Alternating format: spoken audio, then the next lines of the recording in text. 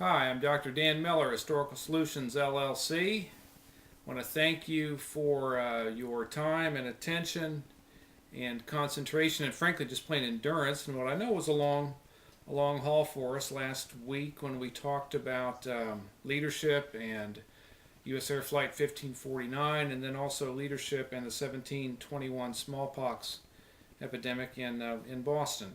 I had a couple things I wanted to share with you as I reflected back on that experience. Number one, as I mentioned earlier, thank you for everything that you did to make it worthwhile, and I think it was worthwhile. I hope you feel the same on hindsight and on reflection. The second thing I'd like to suggest to you that came out of our session, we had a conversation, especially on the Sullenberger portion, but I think it also could have applied to 1721. Conversation about checklists and the need for checklists, the importance of checklists, and all of that. And I agree with that. But as I mentioned in our conversation that day, I also think that checklists are something that probably belongs with the concept of management or effective management. If you don't have a checklist, you're likely to be an ineffective manager, um, among other things. But checklists, I don't think, are part of leadership. And you can argue with me that, well, an adequate or a robust use of checklists under duress, under extreme pressure, under a crisis, as Sullenberger's on, sticking with checklists and having the presence of mind to stick with checklists and follow them through mentally or physically or both. That's a good thing that a leader does that. Okay, I'll go with that. I'll accept that, but I'll also tell you something else, and that is leadership certainly involves going off the checklist. Certainly involves going beyond the checklist as well. You don't see, in all likelihood, maybe I'm wrong. I don't know. You don't see a checklist that says go back and walk with a commanding presence, the active passive that we had on our slide. Go back and walk with a commanding presence up and down the aisles and give everybody reassuring looks and glances and nods of the head. Um, Probably not on the checklist as far as that's concerned. Ought to be, maybe. But leadership is going above and beyond a checklist.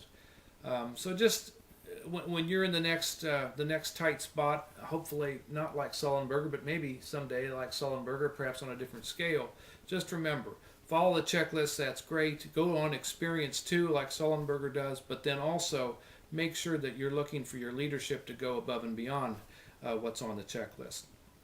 That's point number one. The second point I'd like to make to you is from our 1721 um, module on leadership in colonial Boston and how it transfers up, 300 or 290 years up to today for you. The idea of best practice. There was a best practice in colonial Boston. That best practice was called the response system. Great system, as we said. But today's best practice is tomorrow's status quo. And I think, again, from a leadership standpoint, because so much of leadership involves making hard decisions, hard answers in gray, cloudy, foggy areas and circumstances. And here's one: you've got to make a decision at some point. Am I actually promoting just the status quo, or am I opening myself up to new ideas, new methods, new ways of doing things? Again, under duress, that might take my best practice and make it something even better. I got an award for that thing last year, that best practice. But you may have to set aside that kind of ownership and open yourself up to innovation like we saw from 1721. So I can't tell you when to make the call, but the call needs to be made at some point. That's what your leadership's going to be all about. So just remember this: today's best practice can be tomorrow's status quo. I'm Dr. Dan Miller. Again, it was great to hang out with you and talk a little bit about history and leadership. If you get a chance, send me an email, give me a call. You've got my contact information. Get on the website, www.historicalsolutions.com.